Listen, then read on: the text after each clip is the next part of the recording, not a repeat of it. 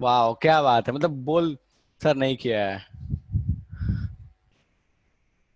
चलो एनीवे ठीक है, जिन लोगों ने कर लिया है, कोई ऐसा है जिसने कर लिया है और डाउट है तो फटाफट आप पूछ लो, मॉड्यूल का कोई डाउट है या फिर कहीं और से भी कुछ, क्योंकि किसी ने तो कुछ क्वेश्चन पूछा था कल, एक किसने मुझे मैसेज किया था, रजिया, राइट।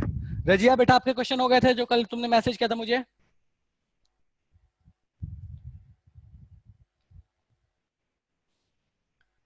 रजिया, शुभांगी, सर एक क्वेश्चन था। बोलिए बेटा, ऑन कीजिए फटाफट, जल्दी बोलो कुछ, अगर छोटा क्वेश्चन होगा तो अभी बता दूंगा, बड़ा क्वेश्चन होगा तो लास्ट में बताऊंगा। बोलो।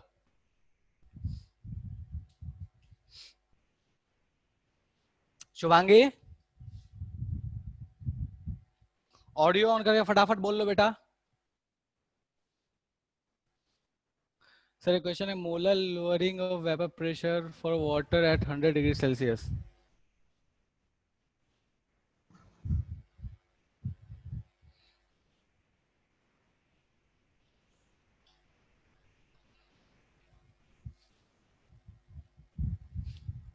बस यही क्वेश्चन है।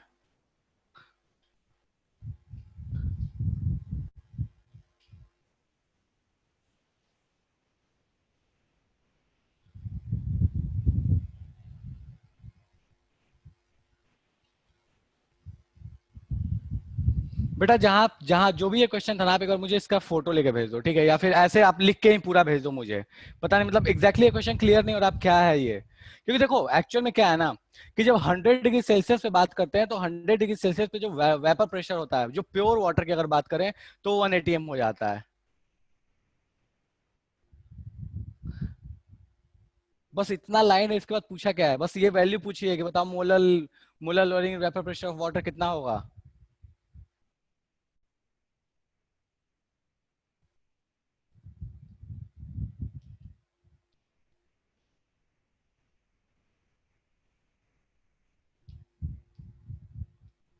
बेटा लास्ट में बात करते हैं इस पे, ठीक है, मतलब क्या है एग्जैक्ट क्वेश्चन उस पर बात करना पड़ेगा, तो लास्ट में अपन बात करते हैं, देखते हैं। ठीक है, चलो, ओके। चलिए, ठीक है।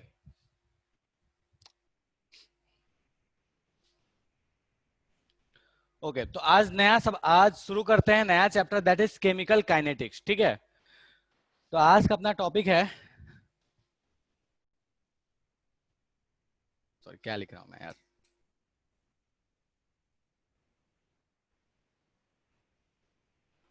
हाँ, आज का अपना टॉपिक है केमिकल काइनेटिक्स, ठीक है। सबसे इंपॉर्टेंट चीज कि इस चैप्टर में पढ़ना क्या है और इसकी इंपॉर्टेंस क्या है, ठीक है। देखो, होता क्या है कि अभी तक आप जब क्लास 11 से पढ़ते आ रहे हो, तो मैं थोड़ा सा एक बार आपको रिकॉल कराता हूँ जो जो चैप्टर्स आपने पढ़ा। आपने सबसे पहले एक चैप्टर पढ़ा था मोल कॉन्सेप्ट, ठीक है। मोल कॉन्सेप्ट हमको ये बताता था कि भाई साहब आप कोई भी चीज कितना लीजिएगा तो प्रोडक्ट कितना बनना चाहिए, ध्यान देना, ठीक है। आप कोई भी चीज कितना लीजिएगा तो प्रोडक्ट कितना बनना चाहिए, एक एक्सपेक्टेड वैल्यू ऑफ प्रोडक्ट बताता था कि ये इतना बनना चाहिए, ठीक है। चलो हो गया। उसके बाद आपके पास एक चैप्टर आया इक्विलिब्रियम, ठीक है। अब इक्विलिब्रियम क्या कहता था कि भाई साहब आपने जितना एक्सपेक्ट किया था ना मोल कॉन्सेप्ट के अकॉर्डिंग, कि भाई साहब ये 2 मोल लेंगे तो ये 4 मोल बनना चाहिए, 8 मोल लेंगे तो ये 10 मोल बनना चाहिए, ऐसा नहीं होता। होता कुछ ऐसा है कि हो सकता है कि जो प्रोडक्ट बने वो जितना एक्सपेक्ट करते थे पूरा का पूरा ना बने, उससे कुछ कम बन जाए, ठीक है।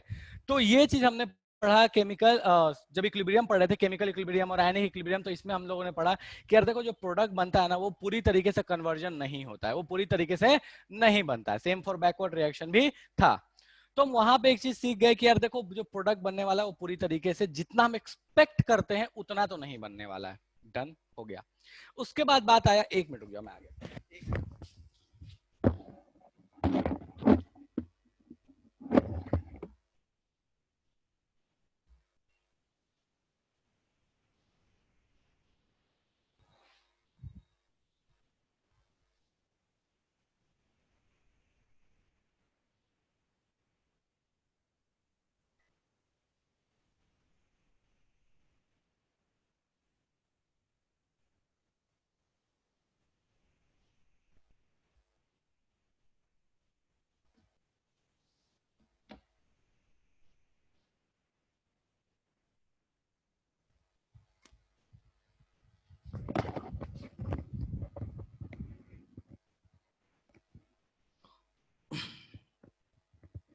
चलो ठीक है, ओके फाइन।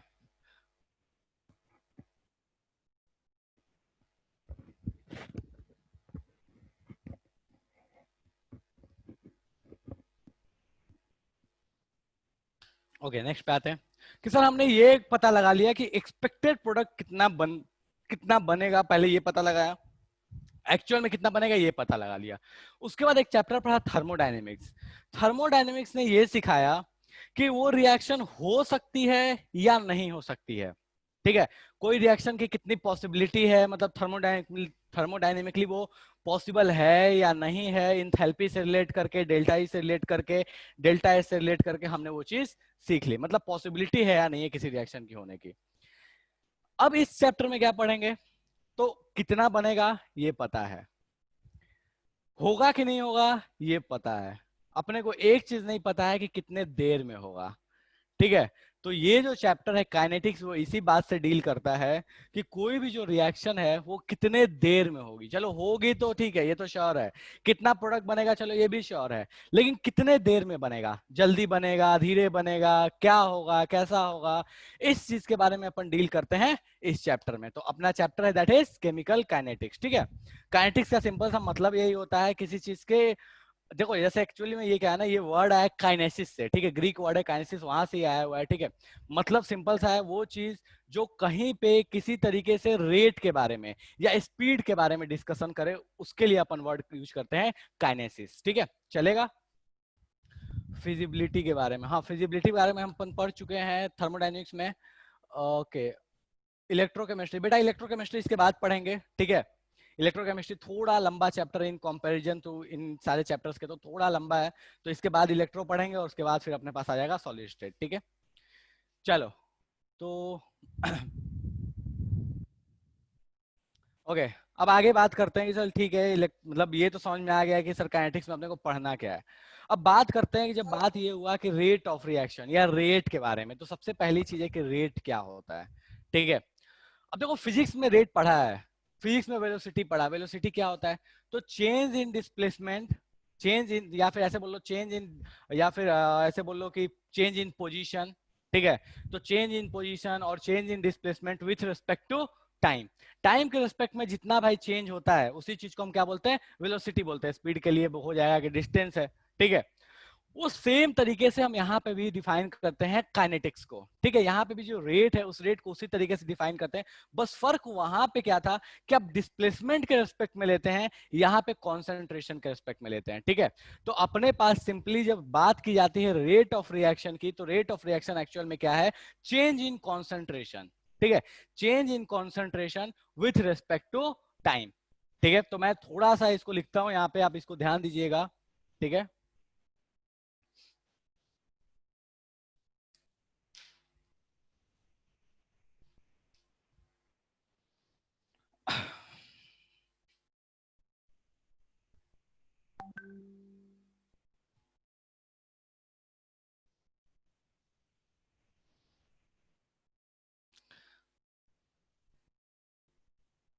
ठीक है, अपने पास जो रेट डिफाइन है केमिस्ट्री में, रेट ऑफ रिएक्शन के लिए जो रेट डिफाइन है, वो रेट अपन बोलते हैं, ये शायद सीधा है, अब थोड़ा सीधा है, ठीक है, ओके। तो अपने पास जो रेट डिफाइन है वो रेट होता है delta C by delta t. Delta c अपने पास क्या है, तो change in concentration, delta t क्या है, with respect to time. Unit अपने यहां से बोल सकते हैं कि सर कॉन्सेंट्रेशन है तो यहाँ पे इसकी यूनिट क्या हो गई, मोलैरिटी, इसका यूनिट हो गया सेकेंड, तो अपन बोल सकते हैं इसका जो यूनिट होगा वो होगा मोलर पर सेकेंड या मोल पर लीटर पर सेकेंड। कोई ऐसा है जिसको इसमें समस्या है तो फटाफट पूछ लो कि सर ये तो जादू हो गया, मतलब कुछ समझ में नहीं आया, हालांकि इसमें कुछ बहुत ज्यादा है नहीं, ठीक है। हाँ भाई रुक जा रुक जा, ठीक है। चलो, अब होता क्या है, इस रेट को तो समझ गए, ठीक है।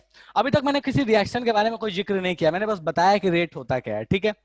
अब बात क्या आती है कि जब अपन रिएक्शन के बारे में बात करते हैं, तो रिएक्शन में होता यह है कि रेट जो है, किसी भी रेट ऑफ रिएक्शन, जो जैसे अपन फिजिक्स में भी पढ़ते थे कि वेलोसिटी जो होती है वो जरूरी नहीं है कि वेलोसिटी जो है वो कांस्टेंट रहे, वहां एक्सेलरेशन टाइप की भी एक व्यवस्था आ जाती है, मतलब वेलोसिटी भी अपना क्या होता है, बदलने लगता है। मतलब रेट चेंज ऑफ जो डिस्प्लेसमेंट था विथ रिस्पेक्ट टू टाइम, वो क्वांटिटी बदलने लगती है विथ रिस्पेक्ट टू टाइम, तो उसको हम क्या बोल देते थे कि वहां पे एक्सेलरेशन होता था। यहाँ पे वैसा कोई क्वांटिटी डिफाइन नहीं है, बट हाँ एक चीज तो यहाँ क्लियर है कि भाई साहब जो रेट ऑफ रिएक्शन है ये भी कोई कांस्टेंट क्वांटिटी होने वाला नहीं है किसी रिएक्शन के लिए। मतलब क्या है, ये जो रेट का हम लोगों ने जो ये लिखा है, ये जो इक्वेशन लिखा है, ये एक्चुअल में क्या है, एक एवरेज इक्वेशन है, एवरेज के लिए इक्वेशन लिखा है। हर टाइम पे रेट ऑफ रिएक्शन जो होगा वो अलग अलग होगा, किसी भी रिएक्शन में हर टाइम पे रेट ऑफ रिएक्शन जो होगा वो अलग अलग होगा। तो हम इसको क्या करते हैं कि फिर डिफरेंशियल फॉर्म में लिखते हैं, और डिफरेंशियल फॉर्म में जब लिखते हैं तो हम ऐसे बोलते हैं इंस्टेंट रेट या इंस्टेंटेनियस, जो बोलते हो कि इंस्टेंटेनियस रेट जो होगा उसको अपन ऐसे कुछ लिख लेते हैं डीसी बाई dt। ठीक है, कहानी बिल्कुल वैसा ही है। ठीक है, बस यहाँ पे चेंज अपने पास क्या हो गया कि इंस्टेंटेनियस रेट के बारे में डिस्कशन कर लिया। दूसरी चीज, एक बात जो ध्यान देने वाली है वो ये है कि जैसे आपके पास फिजिक्स में डिस्प्लेसमेंट का change with respect to time ये वेलोसिटी होता है, और उसी के रिस्पेक्ट में अपन पूरा का पूरा पढ़ रहे होते हैं।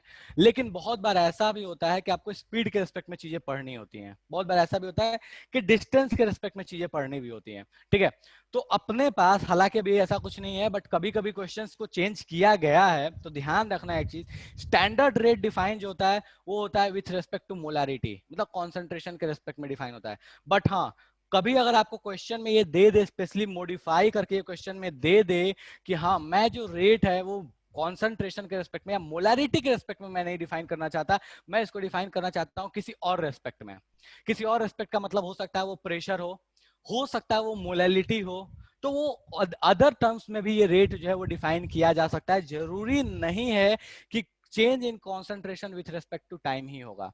दो तरीके अपन पढ़ते हैं मेन जो अपने सिलेबस में है, that is with respect to concentration, मतलब मोलारिटी के रिस्पेक्ट में, और प्रेशर के रिस्पेक्ट में, दो पढ़ते हैं। ठीक है, इसके आगे हमें ध्यान देने की जरूरत नहीं है, बट स्टिल कभी जिंदगी में आ जाए तो इस चीज को ध्यान रखना कि ये कॉन्सेंट्रेशन वाली चीज बदली भी जा सकती है। आपको यूनिट से पकड़ना पड़ेगा कि वो जो रेट है वो किसके रिस्पेक्ट में बात करना चाहता है। ठीक है, राम कथा थी, सुन लिए, भूल जाना। ठीक है, तो अपन बात करते हैं रेट के लिए कि रेट जो है वो दो तरीके से अपन बोल सकते थे। This is simply average rate जो अपन फिजिक्स में पढ़ते हैं डेल्टा के रेस्पेक्ट में, और दिस इज इंस्टेंटेनियस रेट। तो अपने पास रेट के बारे में तो चीज आ गई कि भाई साहब रेट क्या होता है। ठीक है, लेकिन ये तो फॉर्मूला है, ये तो फॉर्मूला लिखवा दिया, लेकिन क्या रिएक्शन में कैसे अप्लाई करना है, रिएक्शन में कैसे होगी, उस पर बात करते हैं। ठीक है, चलो इसको फटाफट नोट करते चलना। ठीक है, बाद में नोट्स वोट्स करना कोई लोचा नहीं होना चाहिए।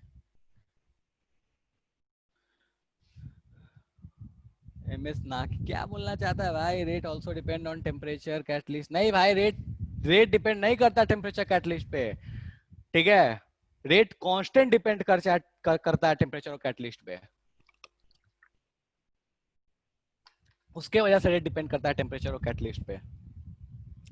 रेट डिपेंड करता है टेम्परेचर कैटलिस्ट पे। चलो ठीक है, हाँ ठीक है, फाइनल इक्वेशन इज ओके। चलो एनीवे, चलो ठीक है, इसको मैं हटा रहा हूँ। सर रेट तो समझ में आ गया कि ठीक है रेट क्या चीज है। अब कुछ चीजें हैं जिसके लिए मैं हमें प्रिकॉशन लेके चलना होगा अगर सब्जेक्टिव क्वेश्चन कभी आ जाता, सॉरी वो होता है ना ट्रू फॉल्स वाली कहानी आ गई, या वो statement one statement two correct और नॉट करेक्ट वाली कहानी। तो उसके लिए आपको एक पॉइंट ध्यान रखना होगा कि हम जितने भी रेट्स पढ़ते हैं वो मीडियोकर्स के लिए पढ़ते हैं, मतलब हाई स्पीड रिएक्शंस के लिए रेट डिफाइन नहीं कर पाते हम, बहुत लो स्पीड रिएक्शंस के लिए भी रेट नहीं पढ़ते हैं। ठीक है, फॉर एग्जाम्पल बहुत लो स्पीड रिएक्शन जैसे आपके पास हो गया, चलो रूम टेम्परेचर पे बात करते हैं। जैसे बहुत स्लो स्पीड की रिएक्शन है अपने पास, रूम टेम्परेचर पे H2 प्लस O2 का रिएक्शन। ठीक है, H2 plus O2 giving 2H2O, तो चलो इसको बैलेंस कर लिया। तो ये रूम टेम्परेचर पे जब ये रिएक्शन होती है तो हम इसका रेट नहीं डिफाइन कर पाते हैं। ठीक है, क्योंकि ये बहुत ही स्लो होती है, तो बहुत स्लो जो रिएक्शंस होती है हम इनका भी रेट नहीं डिफाइन कर पाते। बहुत फास्ट जो रिएक्शन होती है उनका भी रेट नहीं डिफाइन कर पाते। फॉर एग्जाम्पल बर्निंग ले लो, या ऐसे बोलो कंबशन बोल लो, तो मीथेन का कंबशन जो है इसके लिए भी अपन रेट नहीं पढ़ते हैं। ठीक है, तो ध्यान रखिएगा कि जो रेट अपन पढ़ते हैं वो अपन स्लो रिएक्शंस के लिए पढ़ते हैं। हाँ बेटा क्या चीज, रस्टिंग। हाँ, तो बेटा ध्यान रखना कि रेट्स जो अपन पढ़ते हैं वो स्लो रिएक्शंस के लिए पढ़ते हैं, कभी भी फास्ट रिएक्शन के लिए हम रेट नहीं पढ़ते। चलेगा, तो इस चीज को ध्यान रखिएगा। ओके, एक मिनट यार, एक मिनट।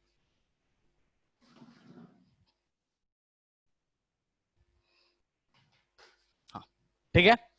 तो रेट जब भी पढ़ते हैं तो अपन स्लो रिएक्शन के लिए पढ़ते हैं, सॉरी मीडियोकर रिएक्शंस के लिए पढ़ते हैं, स्लो और फास्ट के लिए जो होते हैं, जो बिल्कुल स्लो और बिल्कुल फास्ट होते हैं उसके लिए रेट हम कभी भी नहीं पढ़ते। तो इस चीज को ध्यान रखिएगा, ठीक है।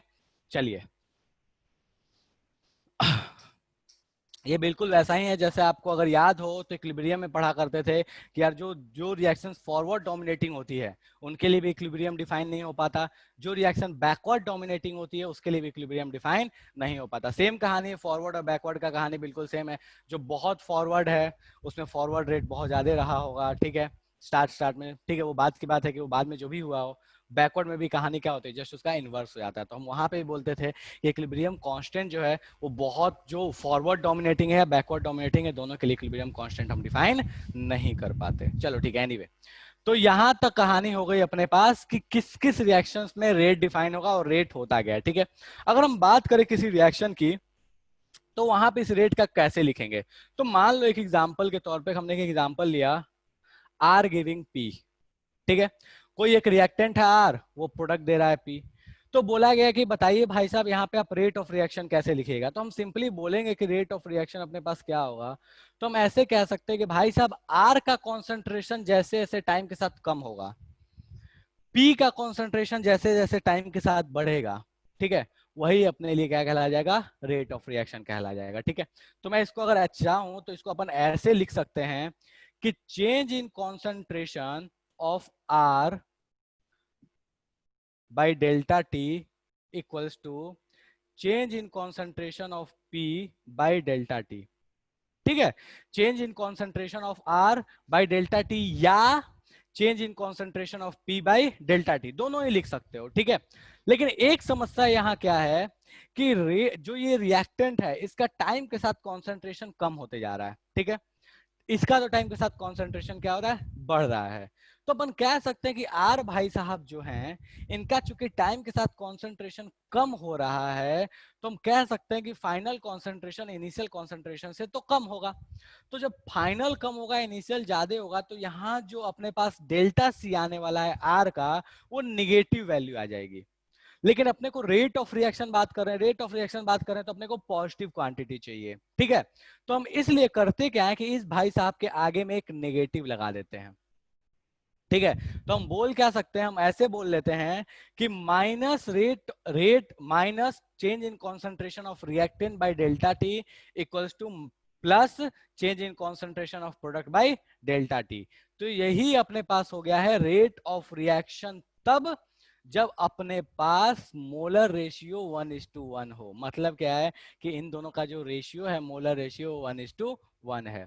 यहाँ पे कोई डिफरेंस इन दोनों के बीच में नहीं है। वो अलग बात है कि हमारे जीवन में जितने रिएक्शंस आएंगे वो इतने सिंपल नहीं रहने वाले, ठीक है। लेकिन हाँ, जब बेसिक तरीके से रेट को डिफाइन किया तो हम लोगों ने रेट कुछ इस कदर लिख लिया। कितनों को इसमें समस्या है मुझे फटाफट बता दो कि सर ये तो जादू हो गया, समझ में नहीं आ रहा आपने क्या लिखा है। कोई ऐसा जो कहना चाहता है सर ये पता नहीं आपने क्या ही लिख दिया, ये तो जादू सा लग रहा है, समझ में नहीं आ रहा ये कौन सा जादू लिख दिया है। फटाफट बोलो कि सर ये जादू हो गया है। कोई ऐसा है जो बोलना चाहता है सर ये जादू हो गया। बेटा इसको नोट कर लेना, जो लोग भी हैं उनको नोट कर लेना, जिसको इसको इसको लिखना है। जो लोग पढ़ चुके हैं उनको तो समस्या नहीं है, लेकिन जो लोग नहीं पढ़े हैं तो इस चीज को लिख लेना, ठीक है।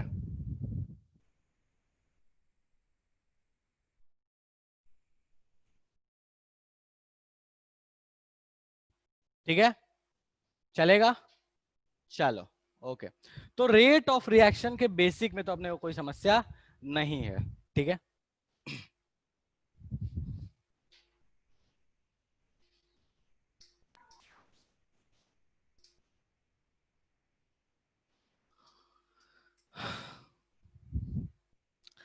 ठीक है, चलो अब आगे आते हैं कि सर यहाँ तक तो कोई समस्या नहीं है, लेकिन अपने को समस्या तो तब आएगी जब रिएक्शन इतना सिंपल नहीं देगा, तब क्या करेंगे, ठीक है।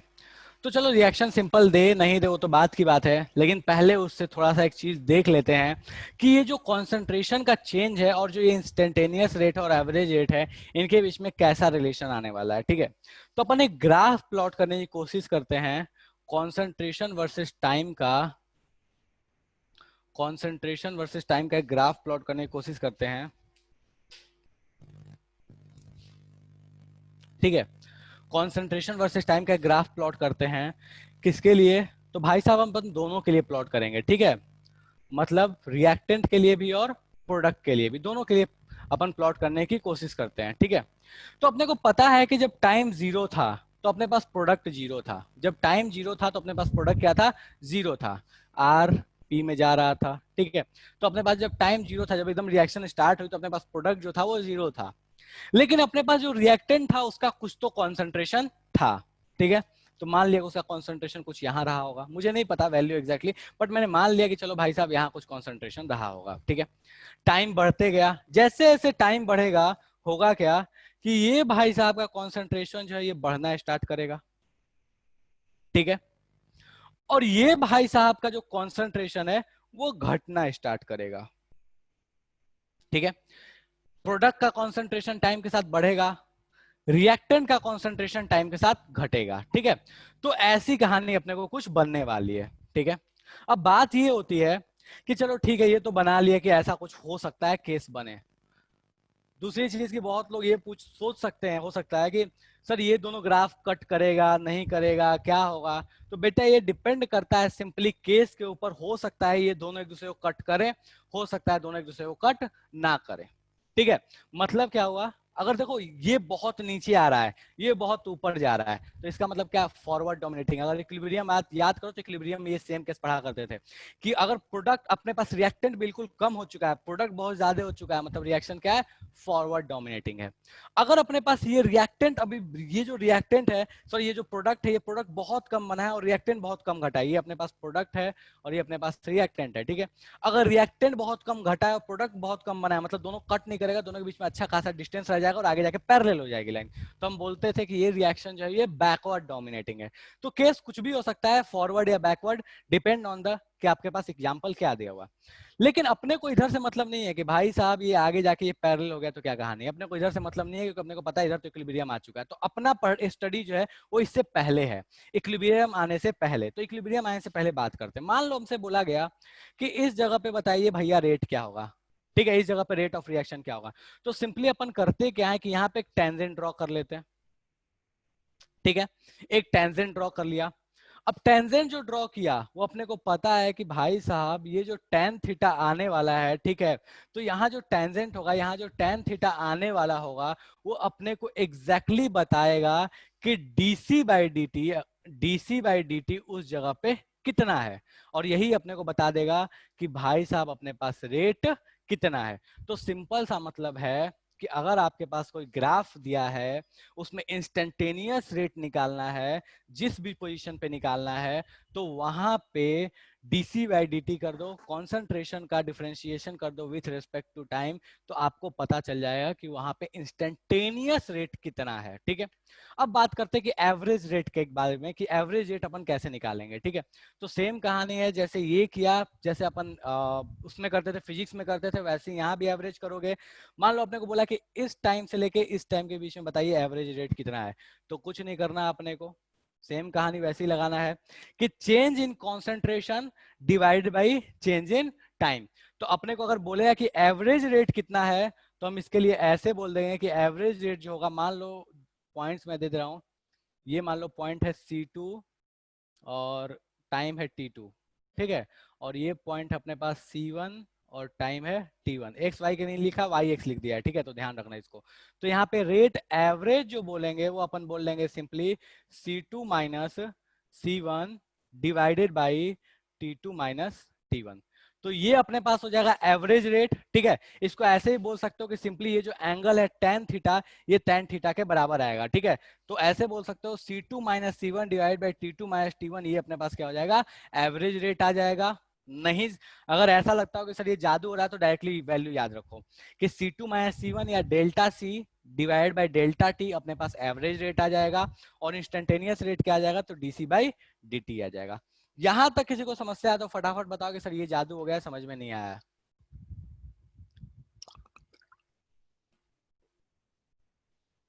देख लो इसको आराम से, जो नोट कर रहे हो नोट कर लो। और सर आप थोड़ा डार्क लिखिए ना। नहीं दिख रहा है ये? बहुत अजीब लिखे हैं थोड़ा थोड़ा। डार्क लिखा इसलिए नहीं दिख रहा कि उर्दू लिखा इसलिए नहीं दिख रहा? मेरे को ये बताओ। उर्दू लिखे और हल्का भी है, डार्क लिखिए सर। उर्दू है यार, सही में यार, तो घोर बेइज्जती है। चलो कोई बात नहीं, ठीक है। चलो ठीक है। देखो डार्क है, हो सकता है शायद थोड़ा सा इसमें मैंने सारा कुछ समझा दिया, इसलिए हो सकता है नहीं समझ में आया। मैं एक अलग से ग्राफ बनाकर समझा दे रहा हूँ, ठीक है। चलो चलो मैं एक साइड का ग्राफ बना दे रहा हूँ, मैंने पूरा एक में समझा दिया। मैं एक साइड का ग्राफ बना के मैं फटाफट समझा देता हूँ कि डेल्टा सी के रिस्पेक्ट में कैसे लिखेंगे और डेल्टा और इसके डीसी के रिस्पेक्ट में कैसे लिखेंगे, ठीक है। मैंने दोनों के लिए बना दिया, रिएक्टेंट के लिए बना दिया था, प्रोडक्ट के लिए बना दिया था। तो हम फटाफट मैं किसी एक को पकड़ के मैं बना देता हूँ ये कैसे लिखते हैं।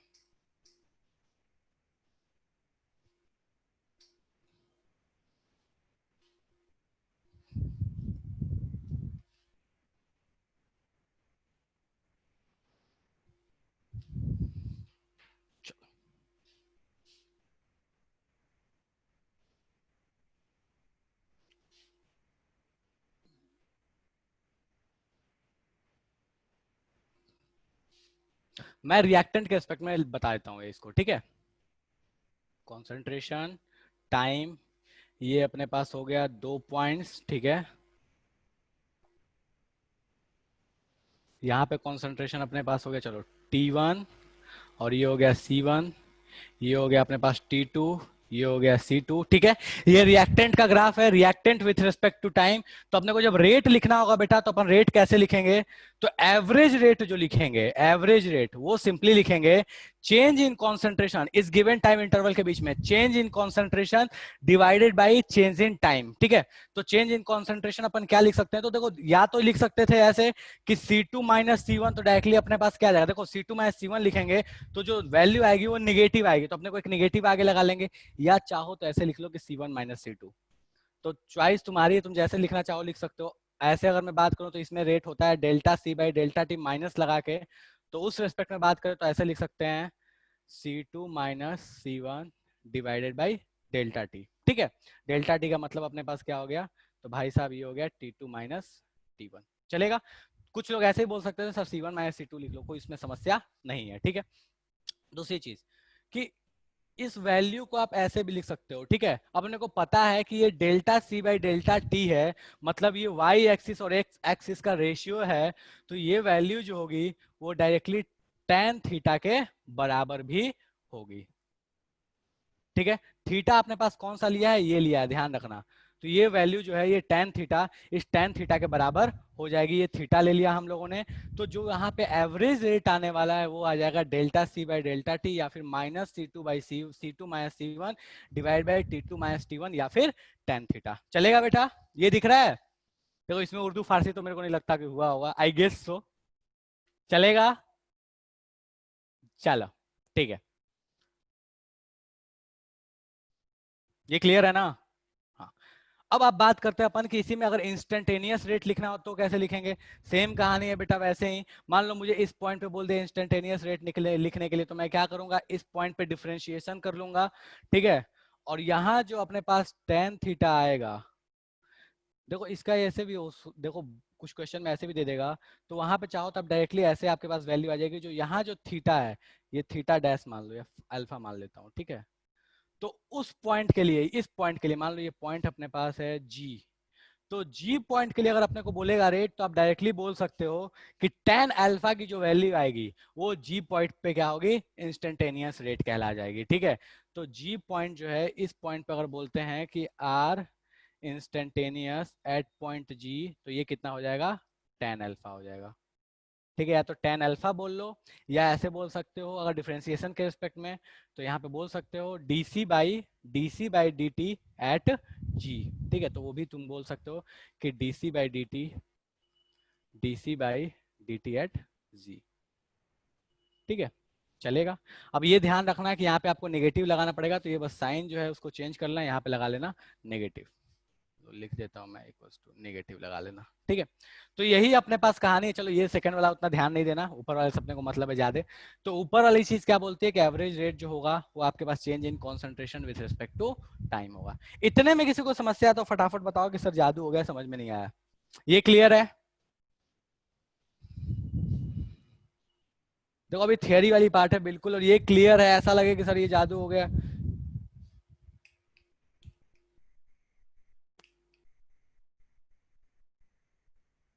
हाँ जी, यहाँ तक तो कोई समस्या नहीं है ना, बस थियरी वाला पार्ट किया यार, अभी कुछ न्यूमेरिकल वगैरह नहीं किया, बस थियरी बताया कि देखो ऐसे ऐसे होता है, कुछ न्यूमेरिकल करा भी नहीं रहा अभी, बस थियरी करा रहा हूँ मैं, नेक्स्ट क्लास में न्यूमेरिकल करा दूंगा।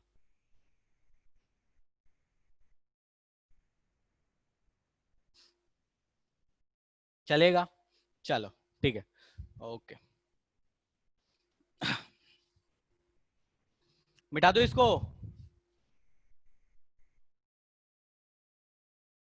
जनता मिटा दो।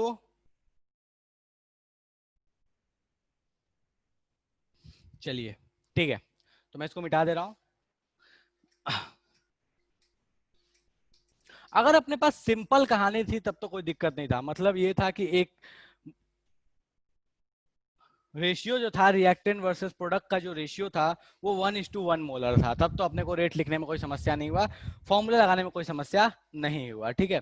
लेकिन अपने को जो क्वेश्चन देगा वो क्वेश्चन ऐसा तो देगा नहीं, इतने अच्छे लोग तो है नहीं, तो अपने को जो क्वेश्चन दिखता है वो कुछ ऐसा दिखेगा कि वहां बहुत सारे रिएक्टेंट्स होंगे, बहुत सारे प्रोडक्ट्स होंगे, तो उस केस में अपन रेट कैसे लिखेंगे, ठीक है। तो मैं एक एग्जांपल लिखता हूं यहाँ पे, कुछ ऐसा है, मान लो एक रिएक्शन कुछ ऐसा है, ए प्लस बी, बी प्लस सी, सी गिविंग, ठीक है, डी, डी प्लस ई, ई, ठीक है। मतलब कुछ इस तरह का रिएक्शन है अपने को, ठीक है। ए है वो कोई कंपाउंड है, बी कोई कंपाउंड है, सी डी और ई कुछ कुछ है कंपाउंड या एलिमेंट कुछ भी हो सकते हैं, ए बी सी डी ई जो है ये इनको बैलेंस करने के बाद लिखा गया है, ठीक है। अब यहाँ पे कहानी अपने को ऐसी है कि भैया बताइए कि अगर आपको यहाँ रेट लिखना होगा तो आप रेट ऑफ रिएक्शन कैसे लिखेगा। पहले तो आप लोगों ने आपने लिख लिया जब अपने पास दोनों तरफ क्या था, रेशियो 1:1 था, ठीक है, या सिमिलर रेशियो था, बट यहाँ पे रेट ऑफ रिएक्शन कैसे लिखें। तो देखो यहाँ जो रेट ऑफ रिएक्शन लिखते हैं, ठीक है, यहां जो रेट ऑफ रिएक्शन लिखते हैं उसको कुछ इस तरीके से लिखते हैं, जो भी आपके पास ये जो प्रीफिक्सेस दिए हुए हैं, बैलेंस करने के बाद जो भी आपके पास नंबर आ रहा है, वो जो नंबर दिए हैं उस नंबर से आंख बंद करो, उस नंबर से सिंपली डिवाइड करते जाओ और बिल्कुल इक्वेशन वैसे ही बनाते चले जाओ। इसका मतलब क्या हुआ, देखो अपने को लिखना होता है ए के रिस्पेक्ट में, तो हम कैसे लिखते हैं, D A by D T, ठीक है, माइनस लगा लेते हैं क्योंकि अपने को पता है कि भाई साहब ए का कॉन्सेंट्रेशन कम हो रहा है, तो ये लिखो और इस चीज को क्या करो कि जिस नंबर से ये आगे आया, जो नंबर ये आगे आया हुआ था उस नंबर से इसको डिवाइड कर लो, तो इसको डिवाइड कर लिया 1/a लिख लिया, ठीक है।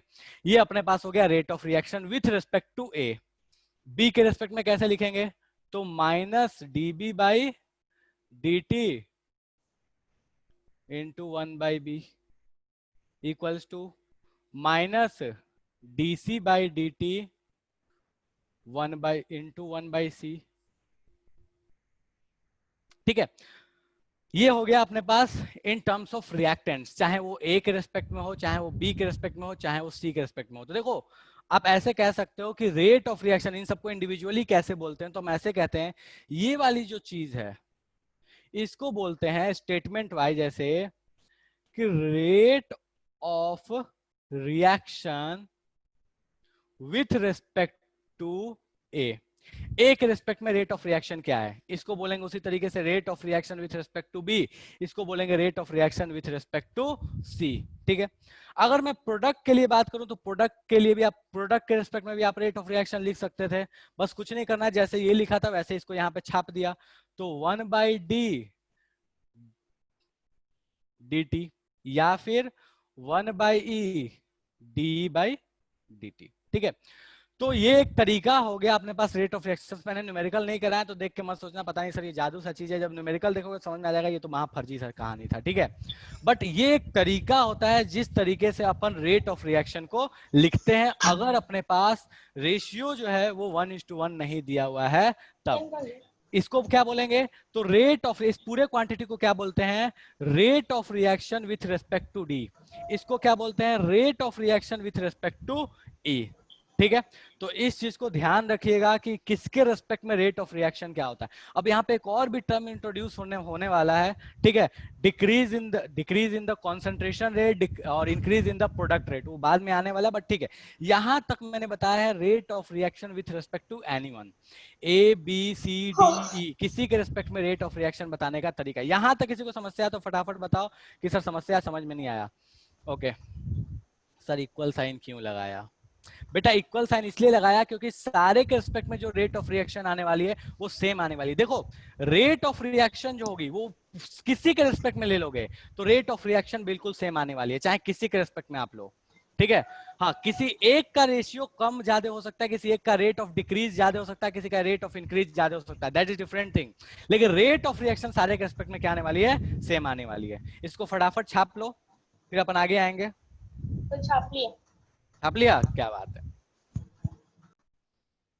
सबने छाप लिया।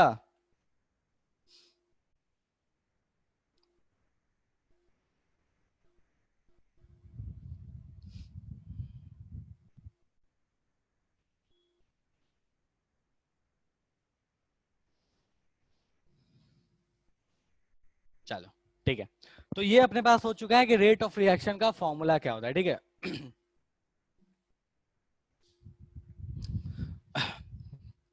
मैं इसको मिटा दे रहा हूँ, क्या किसी को इसमें समस्या तो नहीं है? सब प्रिंट आउट हो गया, यस सर, डन।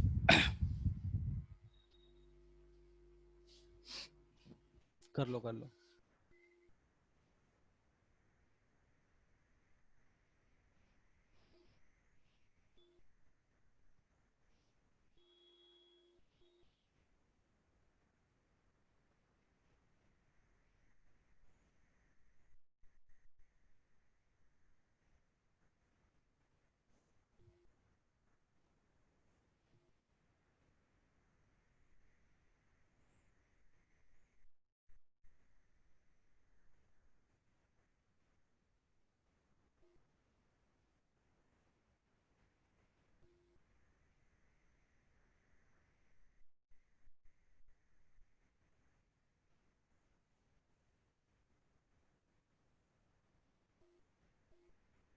चलो ठीक है।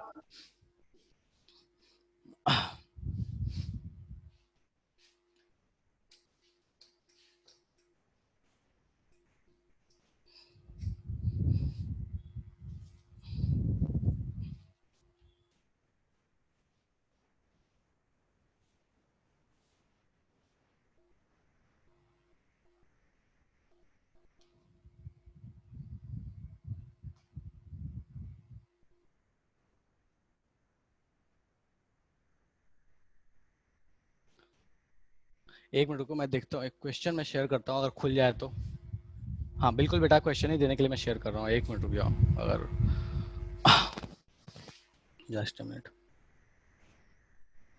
अगर अभी हो गया तो ठीक है, वरना अपन अभी की सभा यहीं समाप्त कर देंगे यार, थोड़ा सा कुछ काम है तो देखता हूँ मैं। अगर अभी क्वेश्चन मिल गया मुझे तो मैं फटाफट दे दे रहा हूँ, नेक्स्ट क्लास में क्वेश्चन करेंगे, उसके बाद फिर करेंगे आगे। Just a minute.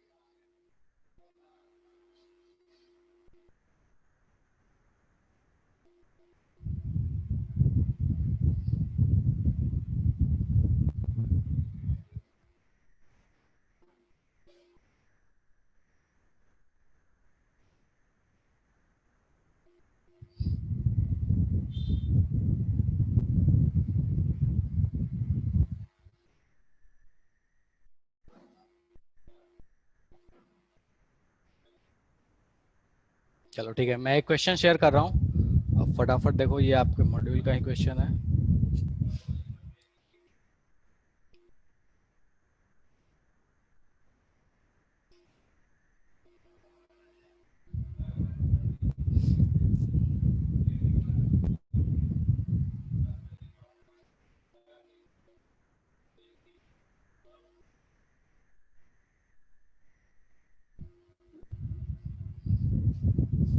चलो ये क्वेश्चन है बेटा, इसको ट्राई करो फटाफट, ठीक है।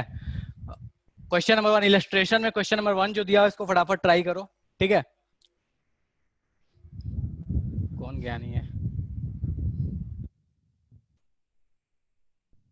हाँ, करो इस क्वेश्चन को। बोला क्या है देखो, आपको बोला है change in concentration of ammonia with respect to time, आपको दिया है। पूछा है rate of reaction with respect to N2 क्या होगा, rate of reaction with respect to H2 क्या होगा, सॉरी डिक्रीज इन रेट। देखो चलो पहले रेट निकालो, उसके बाद बात करते हैं इसमें क्या दिया हुआ है।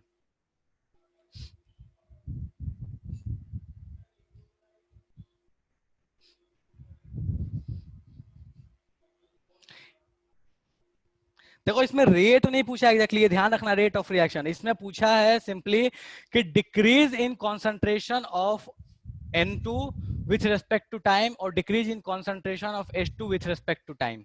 रेट ऑफ रिएक्शन नहीं दिया है इसमें।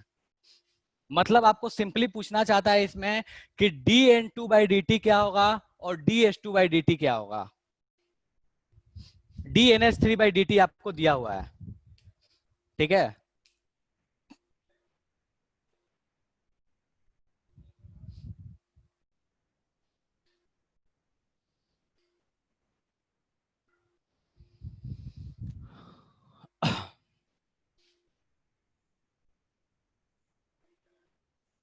चलो ठीक है, बहुत लोगों ने सॉल्व कर लिया। देखो फर्जी सा इक्वेशन है एक, ठीक है। dN2/dt और dH2/dt आपसे पूछा था, क्या दिया आपने को। तो पहले तो इसके लिए इक्वेशन अपन लिख लें, तो अपन ऐसे सिंपली लिख सकते हैं कि dN2/dt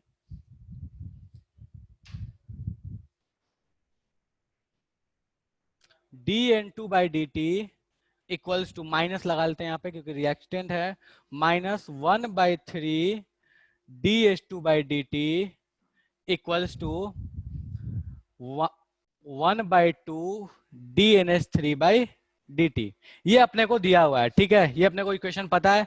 अपने को दिया हुआ है क्या है, तो अपने को दिया हुआ है dNH3/dt दिया है, मतलब इसकी वैल्यू अपने को दी हुई है। पूछा किसका है, तो इसका पूछा है और इसका पूछा है, वैल्यू क्या होगा, ठीक है।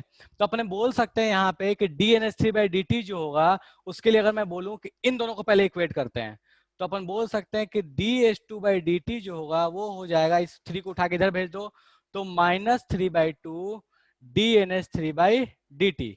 मतलब क्या हो गया, dNH3/dt अपने को कितना दिया हुआ है, तो ये दिया हुआ है 2 इंटू 10⁻⁻⁴। तो अपन ने यहाँ लिख सकते हैं 3/2 इंटू 2 इंटू, कैमरे में आ रहा है नहीं आ रहा है, हाँ इसको मैं इधर लिख लेता हूँ, ठीक है। तो अपने पास दिख रहा है, ये हो गया, वहां से वैल्यू उठा लो, तो -3/2 इंटू 2 इंटू 10⁻⁻⁴, ठीक है। तो ये अपने पास कितना हो गया है 3। देखो अब ये समस्या है अपने पास ये है कि ये नेगेटिव में आ रहा है, लेकिन नेगेटिव अपने को क्या बताता है, सिंपली डिक्रीज बताता है कि अपने पास जो कॉन्सेंट्रेशन है वो डिक्रीज हो रहा है, ठीक है। बट इसने ये नहीं पूछा है कि भैया डिक्रीज हो रहा है इंक्रीज हो रहा है, तो अपने को क्या लेना है, सिंपली इसके मॉड लेके बात करना है। तो अपने पास H2 के रिस्पेक्ट में कितना आ गया, तो सर H2 के रिस्पेक्ट में आ चुका है 3 इंटू 10⁻⁻⁴। अगर हम बात करें N2 के रिस्पेक्ट में कितना आ जाएगा, तो सेम कहानी है, बस वैल्यूज पुट कर दो, तो अपने को दिख रहा है कि 1/2 से dNH3, इन दोनों इक्वेशन को इक्वेट कर देंगे, तो अपने पास आ जाएगा dN2/dt equals to 1/2 into 2 into 10⁻⁻⁴। ये दो गया, तो 1 इंटू 10⁻⁻⁴, ठीक है। तो देखो अपने पास कहानी क्या आ गई कि रेट चेंज ऑफ नाइट्रोजन, ठीक है, या rate change of reactant with respect to time अपने पास आ गया 1 इंटू 10⁻⁴ नाइट्रोजन का। तो एक ऑप्शन तो नाइट्रोजन के लिए आ गया, ए या सी में से कोई एक होगा, और हाइड्रोजन के लिए आ चुका है 3 इंटू 10⁻⁴। तो option number A is correct choice, ठीक है। देखो फर्जी सा क्वेश्चन था, कुछ क्वेश्चन में ऐसा नहीं है, बस सिंपल सा कहानी इतना सा है कि आपको ये इक्वेशन लगाने आनी चाहिए और आपको इसमें वैल्यूज पुट करने आना चाहिए, ठीक है। कोई ऐसा है जिसको इसमें समस्या है कि सर ये इक्वेशन लगाने नहीं आई और वैल्यूज पुट करने नहीं आया? सिंपल सा था यार, कोई इसमें ज्यादा मेहनत नहीं करना था, बट स्टिल किसी को ऐसा है जिसको जादू हो गया तो फटाफट पूछ लो कि सर जादू हो गया ये। हाँ जी, किसी को ऐसा है जिसको ये जादू हो गया ये पूरी कहानी? आकांक्षा बोलिए सर मैजिक हो गया ये तो। चलो मैं मिटा के फिर से कर देता हूँ, देखो इसको। देखो ये तो लिख सकते थे, इसमें लिखने में कोई समस्या नहीं है, जस्ट अभी सिखाया, ठीक है। आपसे पूछा क्या है क्वेश्चन को, देखो क्वेश्चन बोला है कि आपको N2 के लिए बताना है कि N2 का रेट चेंज क्या होगा, ठीक है। रेट चेंज ऑफ N2 और रेट चेंज ऑफ H2, यही तो बोला है ना? हाँ, रेट चेंज ऑफ H2 और रेट चेंज ऑफ N2 बोला है, ठीक है। तो मतलब क्या है कि dN2/dt आपको बताना था, dH2/dt आपको बताना था, ठीक है। ये दोनों चीज अपने को बतानी है। अपने पास dNH3/dt दिया हुआ है, तो हमने क्या किया कि एक बार ये फर्स्ट और थर्ड इक्वेशन को इक्वेट कर दिया और एक बार सेकंड और थर्ड इक्वेशन को इक्वेट कर दिया, अपना काम बन गया, ठीक है। तो इन दोनों को जैसे इक्वेट किया, dNH3/dt अपने को पता है दैट इज 2 इंटू 10⁻⁴, यहाँ 2 इंटू 10⁻⁴ रखा बेटा, तो dN2/dt अपने पास आ गया, 2 कैंसिल हो गया, तो अपने पास आ गया dN2/dt। देखो लिख रहा हूं मैं यहाँ पे, dN2/dt इक्वल्स टू, उधर वाला हाफ लगा लो, और NH3 की वैल्यू dNH3/dt अपने को दिया हुआ है दैट इज 2 इंटू 10⁻⁴, ये कट कुटा गया, तो अपने पास आ गया 10⁻⁴, ठीक है। यूनिट अपने पास क्या हो जाएगा, तो मोल पर लीटर पर सेकेंड, ओके। नेक्स्ट हो गया अपने पास dN2 हो गया dH2/dt, तो dH2/dt अपने पास कितना हो जाएगा, तो उन दोनों इक्वेशन को इक्वेट किया, तो 3 को लेकर उधर पटक दिया, ठीक है। तो 3/2 इंटू dNH3/dt, dNH3 अपने पास कितना है, तो 2 इंटू 10⁻⁴, ये 2 कैंसिल हो गया, तो 3 इंटू 10⁻⁴ मोल पर लीटर पर सेकेंड। तो अपने पास N2 और H2 के रेस्पेक्ट में अपने पास आ गया है रेट, ठीक है। कितना कितना N2 डिक्रीज हो रहा है, कितना कितना H2 डिक्रीज हो रहा है, उसके रिस्पेक्ट में अपने पास कहानी आ चुकी है।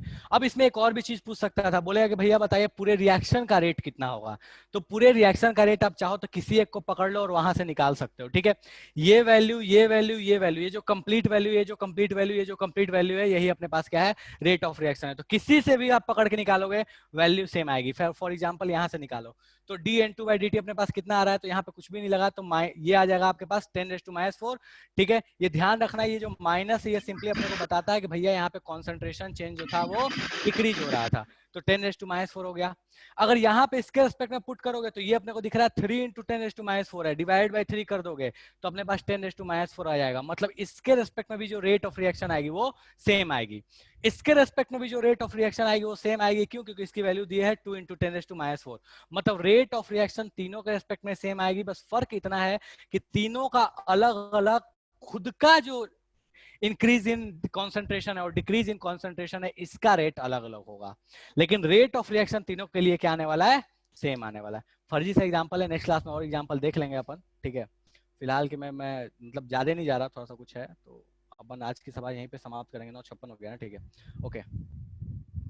जिसके इसके डाउट है बेटा फटाफट पूछ लो, ठीक है। तो फिर अपन सभा को समाप्त करें, ठीक है। अभी आज के लिए मैं यहीं पे खत्म कर रहा हूँ, नेक्स्ट क्लास में अपन एग्जांपल्स करेंगे और फिर आगे बढ़ेंगे। फिलहाल को मैं यहीं पे खत्म कर रहा हूँ, ठीक है। तो नेक्स्ट क्लास लंबा ले लेंगे, बट यहाँ फिलहाल के लिए मैं खत्म कर रहा हूँ, ठीक है। जिसके डाउट्स हैं वो फटाफट पूछ लो, मैं इसको मिटा रहा हूँ। जिसको नहीं समझ में आया परेशान नहीं होना, नेक्स्ट क्लास में मैं फिर से करा दूंगा, ठीक है। ऐसे क्वेश्चंस और भी होंगे, मैं करा दूंगा, तो इसके लिए परेशान नहीं होना। बस थियरी वाली चीज थी जो थोड़ा बहुत बता दिया, उसको ध्यान रखना, ठीक है। हाँ चलो बोलो फटाफट बोलो जिसके डाउट्स थे।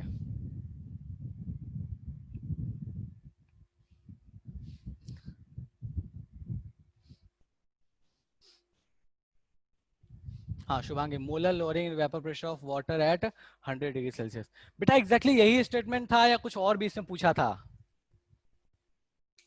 मतलब क्या एग्जैक्ट पूरा मुझे इसके रिलेटेड पूरी चीज बता सकते हो क्या था exactly? Sir strength of H2O2 solution in the 15.8 gram -1 then equals to. Surabhi बेटा ऑडियो ऑन करके एक बार बोलो आप डेटा क्या दिए हो। 15.8 ग्राम पर लीटर क्या बोला है? ग्राम पर लीटर?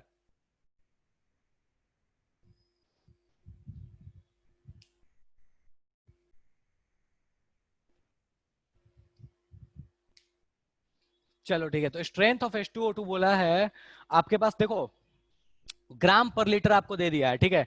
स्ट्रेंथ आपसे पूछा, आप देखो डिपेंड ये बात पे करता है कि वो रिएक्शन कौन सी होने वाली है, बट कुछ नहीं दिया है तो मैं ये मान सकता हूँ। यूनिट्स आपको ऑप्शंस दिए हैं उसके,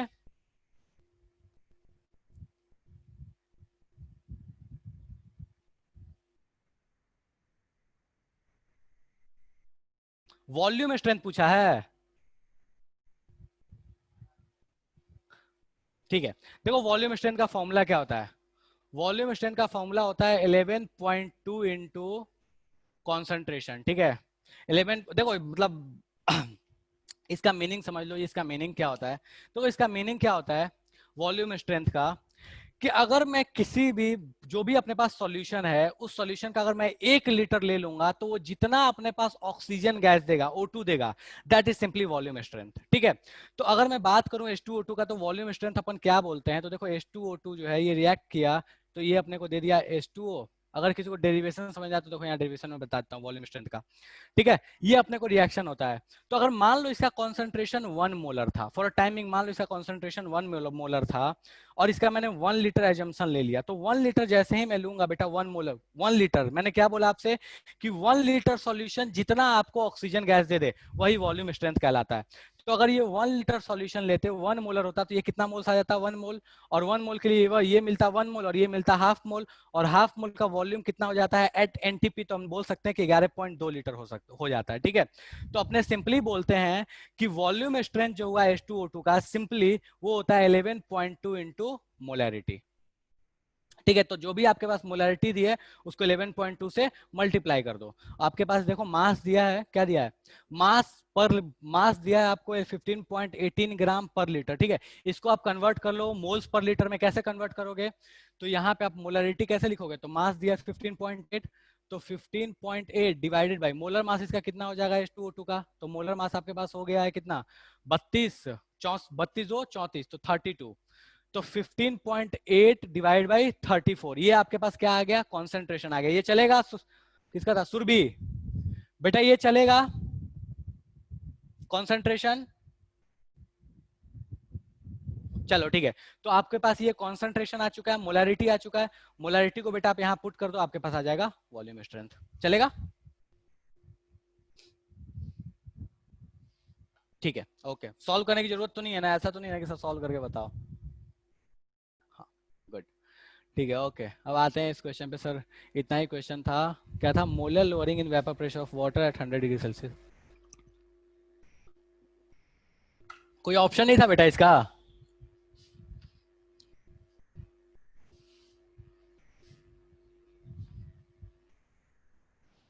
शुभांगी, ऑप्शंस बोलो बेटा, क्या ऑप्शंस दिए? शायद ऑप्शन से पकड़ में आया एग्जैक्टली ये चाहता क्या है।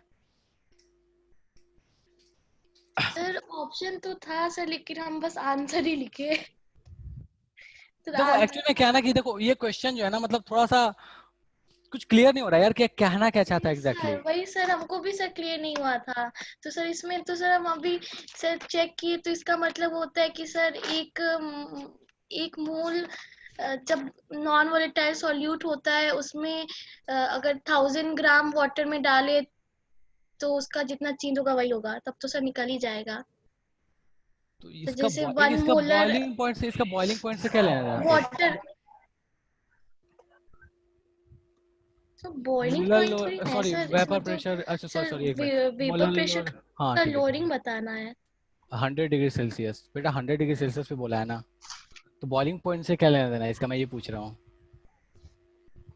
तो अच्छा एक बॉइलिंग सेकंड पॉइंट तो एक सेकंड एक 100 सेकंड डिग्री एक सेकंड, रुक सेल्सियस जा रुक जा से रुक तो जा रुक जा रुक जा। देखो शायद ये कहना चाहता है, ठीक है, पता नहीं, मेरे को ऐसा लगता है ये केबी बोलना चाहता है, केबी के लिए डिफाइन करना चाहता है, ठीक है। देखो एक्चुअली में देखो ऐसी कहानी, मेरे को ऐसा लगता है शायद ये कहना चाहता है। देखो डेल्टा टीबी इक्वल्स टू अपने पास क्या होता है? केबी इंटू एम होता है ना, यस सर। ठीक है, तो delta TB equal to KB into M. तो ऐसा मेरे को लगता है कि देखो अब ये क्या होता है, ये बॉइलिंग पॉइंट पे ये बॉइलिंग पॉइंट पे डिफाइन होता है। मतलब बॉइलिंग पॉइंट जब होती है उसके लिए क्या बोलता है, एलिवेशन इन बॉइलिंग पॉइंट जो होगा वो केबी इंटू एम हो जाएगा। ठीक है, तो शायद ये एम कहना चाहता है कि ये जो एम है वो डेल्टा टीबी बाई केबी का जो रेशियो है उसी के लिए बोलना, या सॉरी मोलल बोला है तो मतलब डेल्टा टीबी, 1 मोलल बोल दिया तो पर मोलल डिफाइन है, तो मतलब delta TB by M equal to KB. तो शायद केबी के लिए ही बोलना चाहता है, मेरे को लगता है ऐसा देख के तो ये लग रहा है कि केबी के लिए बोलना चाहता है ये, क्योंकि पर मोलल सर तो यही लेकिन डिफाइन इसमें है। सर डेल्टा टीवी भी तो नहीं ना दिया है सर। सर बस 100 डिग्री सेल्सियस अरे दिया कुछ हुआ है। सुन सुन सुन बेटा, ये केबी तो अपने को पता होता है ना, कांस्टेंट वैल्यू होती है वाटर की। सो वाटर है 100 डिग्री सेल्सियस पे। उससे क्या फर्क पड़ना, अपने को केबी पता है ना, ये पूछा है और अपने को केबी तो पता है ना केबी क्या होता है। आंसर क्या दिया था इसका? सर 13.43 समथिंग है सर, एक minute. 13.43 mm of Hg। 13.43 mm of Hg. हाँ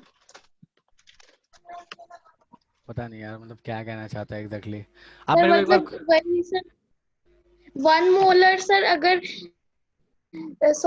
वाटर में ना 1 मोल सर सॉल्यूट डाला हुआ है और सर ठीक है, 100 ग्राम वाटर है, तो फिर निकालना है सर डेल्टा पी। सर मतलब P not minus P S निकालना है। ये क्वेश्चन से तो मेरे को ऐसा नहीं लगता कि ऐसा कुछ क्वेश्चन में ऐसा दिया हुआ सर है। आंसर तो यही है, ऐसे ही निकाला है सर आंसर में। Molar lowering in vapour pressure for water at 100 degree Celsius. Non volatile solute है 1 मोल, और सर 100 ग्राम वाटर वो तो 1 kg वाटर, तो सर 1 मोलर मोलर आ जाएगा सर। उसके वो तो मैं बाद समझ फिर गया बेटा, जो जो आप कह रहे हो वो तो मैं समझ गया, ठीक है। Yes but sir. पता नहीं यार, ये लैंग्वेज थोड़ा सा उटपटांग लग रहा सर है। वही तो सर लैंग्वेज समझ में नहीं आया था, तो सर आंसर देख के तो सर पता चल गया कि ऐसे ऐसे करना है। ठीक है, मतलब सर अब वही लैंग्वेज कोई ही बात नहीं नहीं, समझ आंसर में से आया मैच कर था। गया, that is different thing, but language से यार पता नहीं क्या ही पूछना चाहता है, कुछ क्लियर नहीं है। सर चलो, वही सर हम अभी नेट पे चेक किए तो सर यही बता रहा था कि आंसर सर मैच कर अगर गया। एक, हाँ सर। कहाँ का क्वेश्चन सर है ये? वही सर, ये हमको क्वेश्चन मिला था सर, हम यूट्यूब पे ही किसी मतलब क्वेश्चन देख रहे थे तो उसी में मिला था। अच्छा अच्छा, ठीक है, कोई बात नहीं। Yes sir. ठीक है, ओके, कोई बात नहीं। और कोई, और कुछ? तो थोड़ा अजीब है यार, पता नहीं, मतलब लैंग्वेज कुछ क्लियर नहीं था इसका। एनीवे, और कोई समस्या?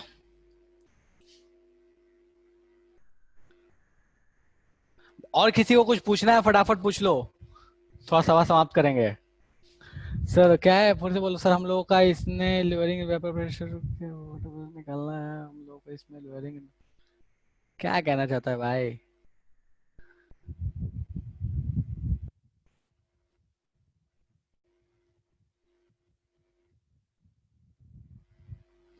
अच्छा, lowering in vapour pressure at 100 degree C निकालना है, ऐसा है क्या?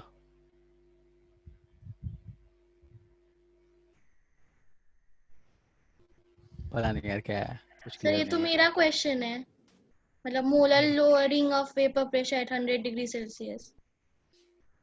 क्या पता है क्या है। चलो ठीक है, जो भी है पता नहीं, मतलब कुछ क्लियर नहीं है यार, क्वेश्चन का कुछ फॉर्मेट मेरे को क्लियर नहीं आया कि ये क्या कहना क्या चाहता है भाई। चलो, एनीवे, बोलो और कोई नेक्स्ट क्वेश्चन, और कुछ पूछना है किसी को?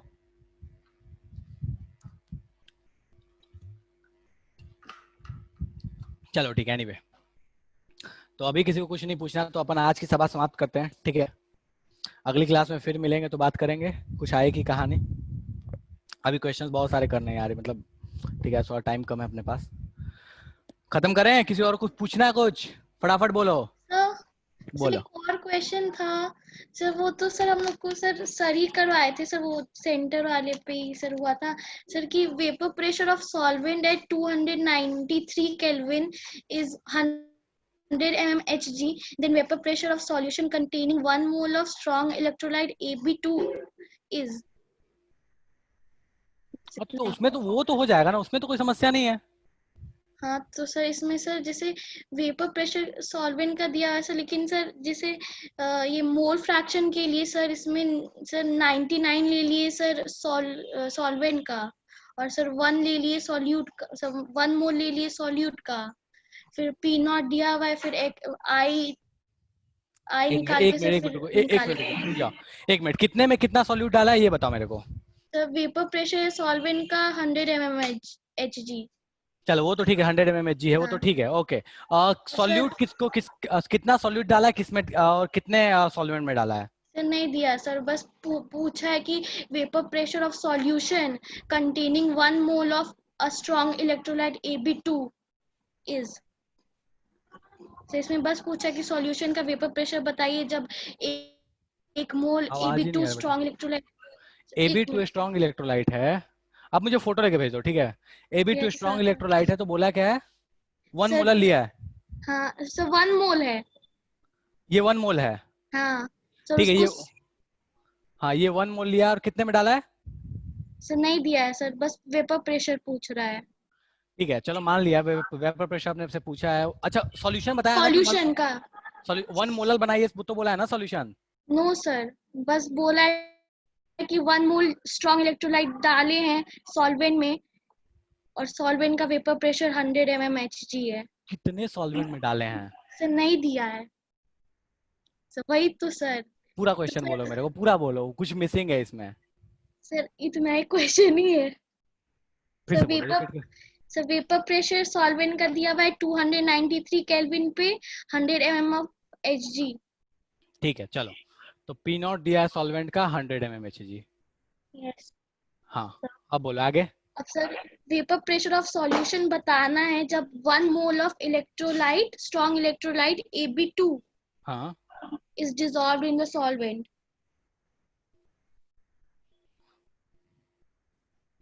वही तो सर। बेटा यहाँ तो अपने को चाहिए होगा ना, यहाँ तो अपने को चाहिए होगा, बिना उसके कैसे होगा? X of solvent into P not of solvent आपको करना पड़ेगा, यही यस करोगे ना सर। आप? ठीक है यस सर, तो आपको वही तो कुछ तो सर। चाहिए ना यहाँ पे। अरे एक बात बताओ बेटा, अब इस क्वेश्चन के हिसाब से तो मैं ऐसे बोलूँ कि मैं 100 लीटर में डालूंगा तो भी same change in vapour pressure होगा, 1 लीटर में डालूंगा तो भी same change in vapour pressure होगा, और 1 ml में डालूंगा तो भी same change in vapour pressure होगा। वही तो सर, इसमें नहीं पता सर, इसमें तो सर हमारे सर जो करवाए थे वो तो सर 99 सॉल्वेंट ले लिए थे मोल, और 1 मोल ले लिए थे AB2 को।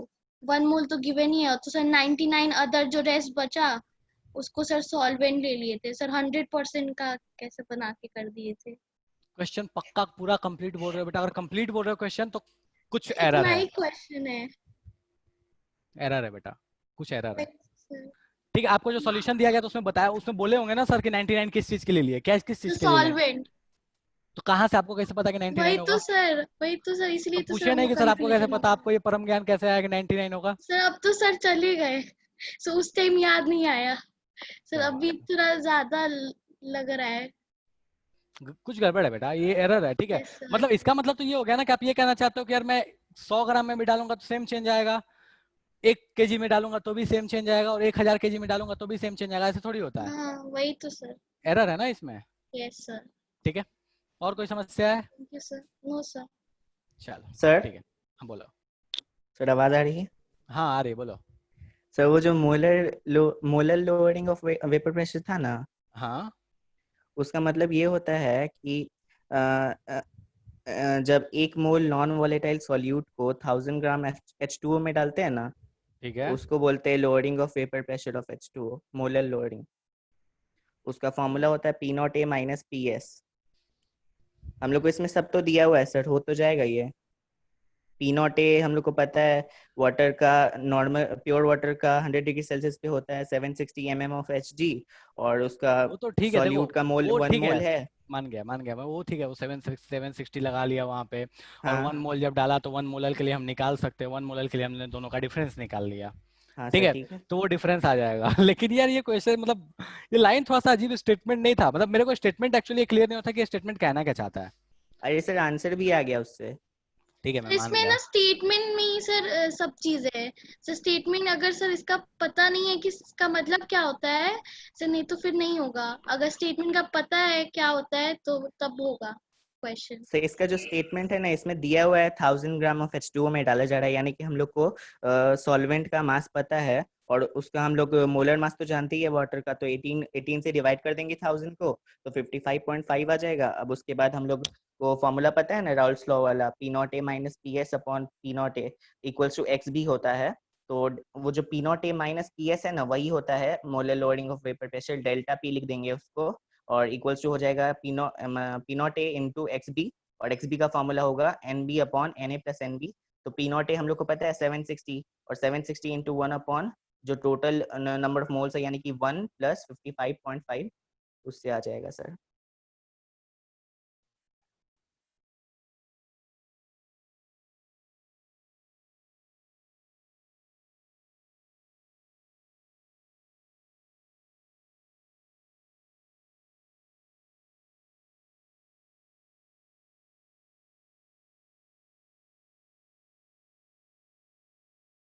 सर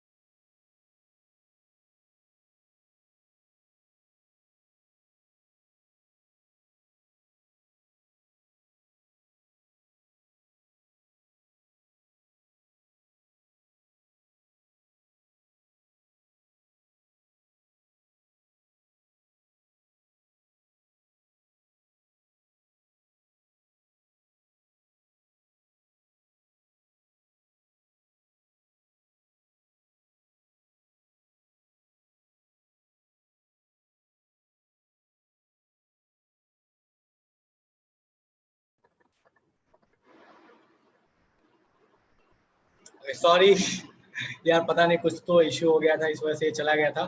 ठीक है, जिसके डाउट है बेटा वो नेक्स्ट क्लास में अपन बात करते हैं, ठीक है।